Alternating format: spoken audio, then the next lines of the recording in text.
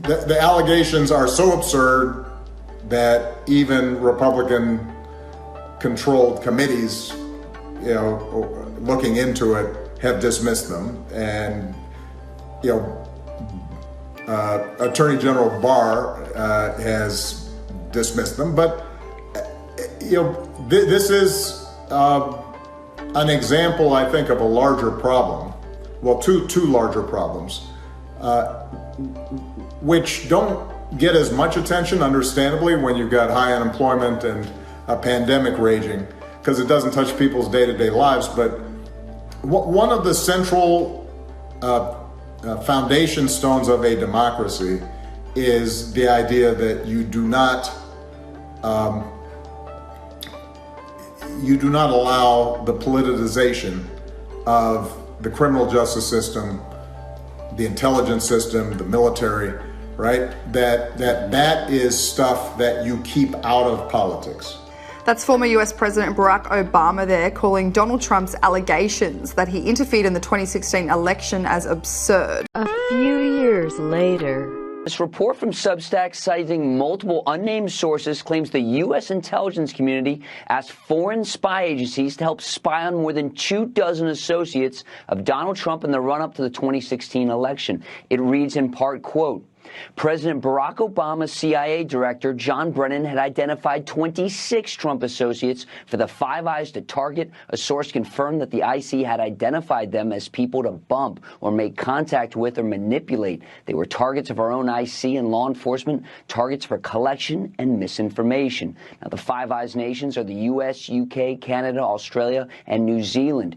All right, guys, so we got to talk about Nancy Pelosi and the Democrats, who are once again pushing conspiracy theories about Trump and Russia. Okay, this time, drunk Nancy Pelosi is pushing the unhinged conspiracy that Putin is blackmailing Trump with something financial, according to Nancy Pelosi in this incoherent rant. Now, before I get into this incoherent rant, I want to remind you guys that the mainstream liberal media claims that conspiracy theories are bad, except when they push conspiracy theories. Like, for example, when they push the original Russia collusion hoax that, again, turned out to be a hoax, and apparently they haven't learned their lesson from that, because it seems as if the Russian collusion hoax, they all knew was a hoax, and it actually originated as a result of Obama spying on the Trump campaign, something that Trump has come out here and stated that, yeah, they spied on my campaign.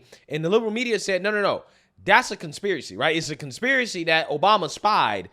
Today, the Justice Department quietly acknowledged in a court filing that they, too, could find no evidence for President Trump's wild tweets accusing former President Obama of wiretapping Trump Tower back in March. The Justice Department was responding to a Freedom of Information Act request for evidence backing up the president's claim. But even the president's own Justice Department came up snake eyes on that role. Quote, both FBI and NSD, that's National Security Division of the Justice Department, confirmed that they have no records related to wiretaps, as described by the March 4th, 2017 tweets, the filing read. It's completely wrong. It did not happen. There was no spying. There was. It's Pizzagate. The conspiracy gene. Exactly. It's Pizzagate. The conspiracy gene is no more accurate than Pizzagate. No one was spying on the president through the microwave. No one spied on the Trump campaign. There was no spying. There was no spying. No spying. There was no spying. There was no spying. There was no spying. There was no spying. There was no spying. There was no spying. Wow. By the way, there was no spying, of course. There was no spying. There was no spying on the Trump campaign. On the Trump campaign. It's been a year and a half. There was no spying on the Trump campaign. Of this crap. No spying on the Trump campaign. Which is a conspiracy theory. No spying on the Trump campaign. Facts matter. And, oh, by the way, no, there was no spying on the Trump campaign. But the Trump-Russia collusion hoax is not a conspiracy, except the Trump-Russia collusion hoax has been proven to be a conspiracy, but Obama spying on Trump's campaign has basically come out as fact and truth. Part 3 of the investigation into how the CIA framed Trump just dropped, and it changes everything. This week, we learned how Obama's CIA told foreign spies to bump 26 Trump campaign associates, who the CIA thought were, easy marks, framing them for collusion and then triggering the FBI investigation, the illegal wiretapping, and eventually the Mueller probe. We also learned there are classified documents that prove all of this, that Trump might have copies of, and it could be why Biden raided Mar-a-Lago. Now, today, Michael Schellenberger and Matt Taibbi dropped another bombshell. Russia didn't want Trump to win in 2016. Russia wanted Hillary, and the CIA knew it. Russia saw Hillary as manageable and predictable. They were comfortable with her and wanted her to be president. The Russians thought Trump was a wild card, didn't want to deal with that. There was never any evidence showing Putin supporting Trump. Obama's CIA director, John Brennan, knew this and manufactured the evidence.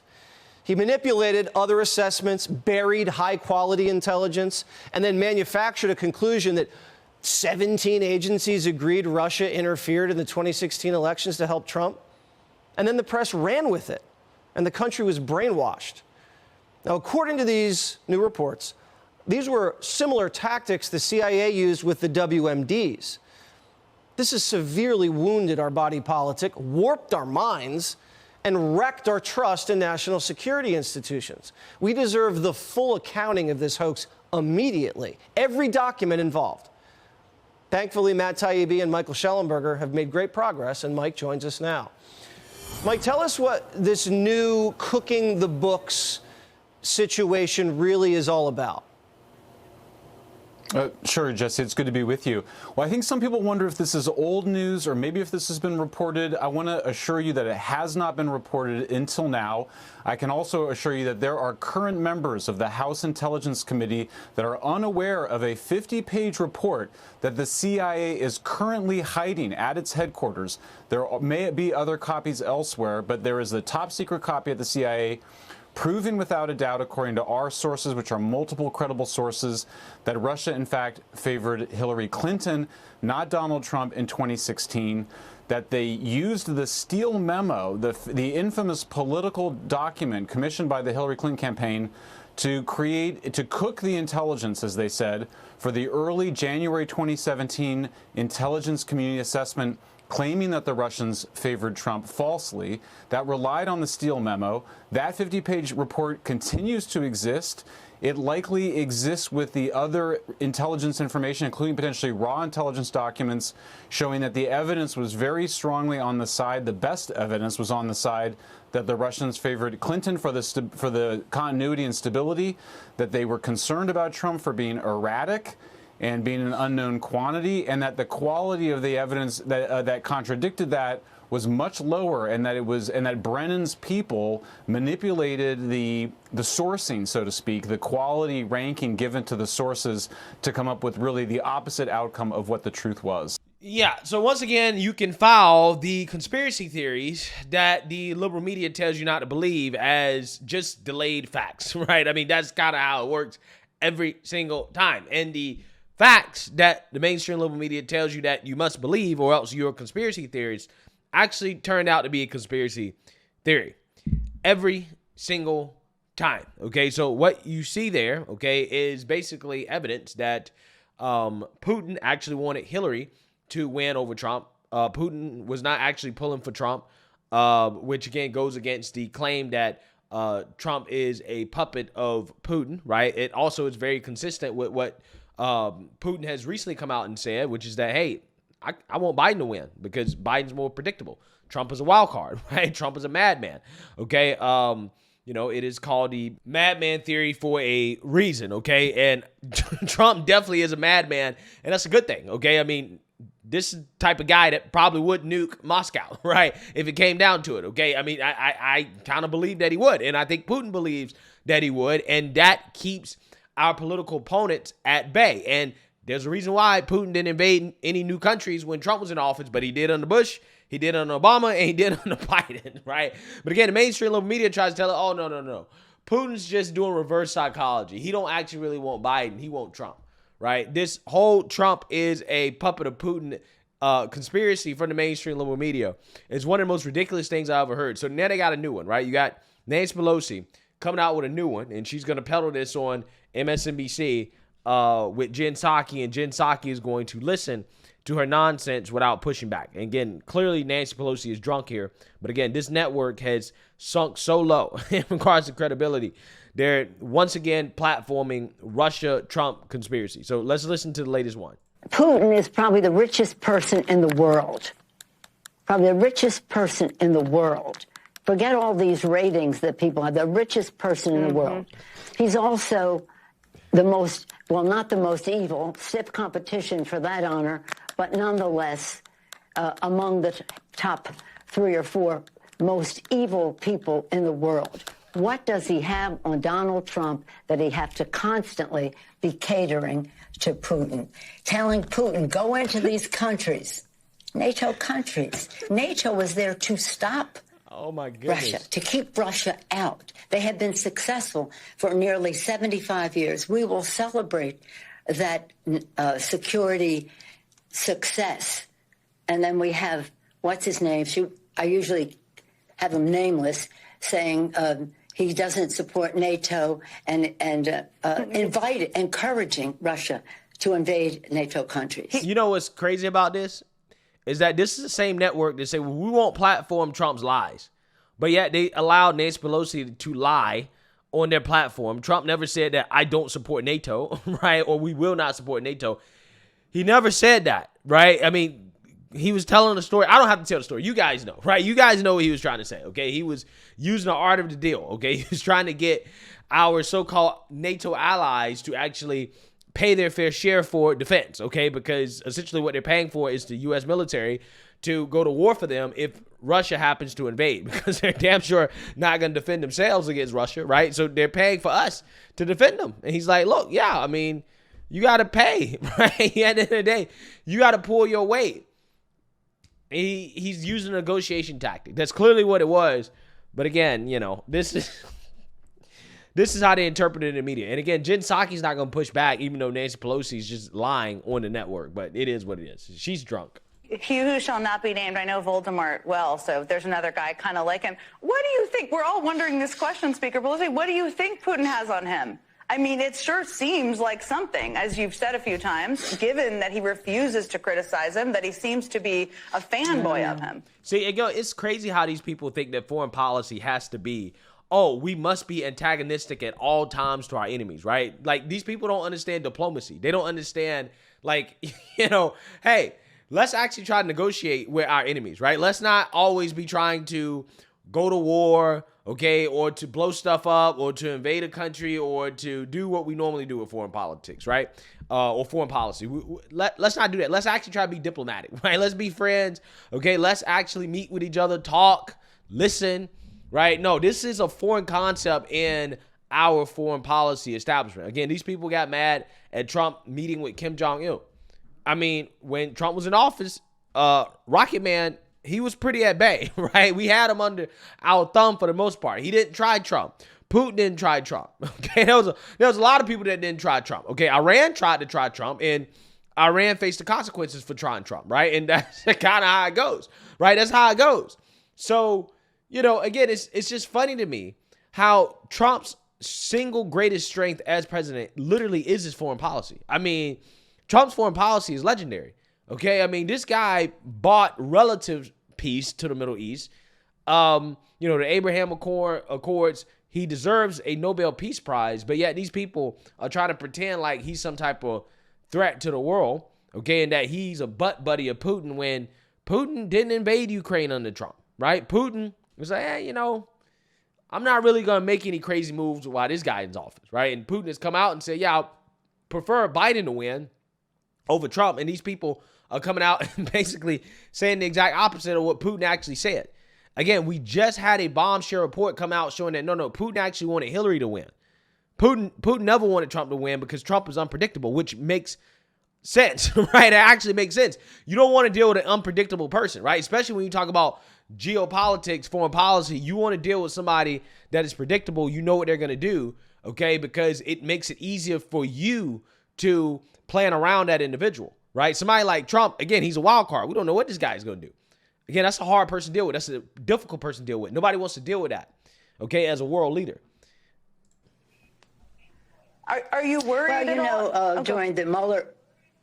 Go ahead. Sorry. Go ahead. Well, first of all, we must be sure that he does not step one foot into the White House, not as president or not as anything. He has brought disgrace to the White House, to these presidents.